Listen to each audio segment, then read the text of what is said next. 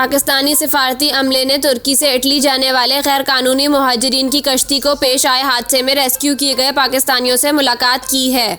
गुज़िश्ता रोज़ Italy में पाकिस्तान के सफ़ीर अली जावेद ने कहा था कि कश्ती हादसे में कितने पाकिस्तानी जाँ बहक हुए अभी तस्दीक नहीं कर सकते।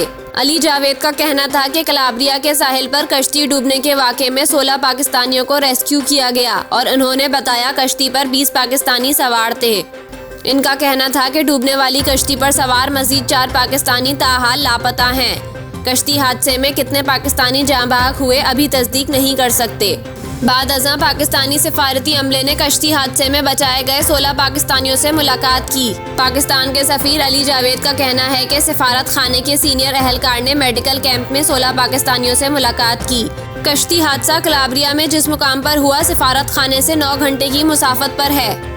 इनका कहना था कि वाक़े की खबर मिलते ही रात ही को सिफारत खाने के अमले को जाए वक़ूओं पर भेजा गया। कश्ती हादसे में बच जाने वाले 16 पाकिस्तानियों की हालत खतरे से बाहर है। उन्होंने कहा कि हादसे में बच जाने वालों ने बताया कि कश्ती में 20 पाकिस्तानी सवार थे। रेस्क्यू किए जाने वाले 16 पाकिस्तानियों का ताल्लुक मलाकंड, हाफसाबाद, गुजरांवाला और गुजरात से है। सफ़ीर अली जावेद के मुताबिक सिफारत खाना कश्ती हादसे के मामले को करीब से देख रहा है। सिफारत खाना 16 पाकिस्तानियों की वापसी के लिए इटली हुकूमत के ताउन से इक़दामात करेगा। ख्याल रहे कि इतवार को तुर्की से इटली जाने वाले गैर कानूनी मुहाजिरीन की कश्ती समंदर में चट्टान से टकराकर डूब गई, जिसके नतीजे में पाकिस्तानियों समेत 59 अफराद हलाक हुए और कई लापता हैं। सिफारत खाने ने इब्तदाई तौर पर 28 पाकिस्तानियों की हलाकत की तस्दीक की थी और 12 लापता करार दिए थे।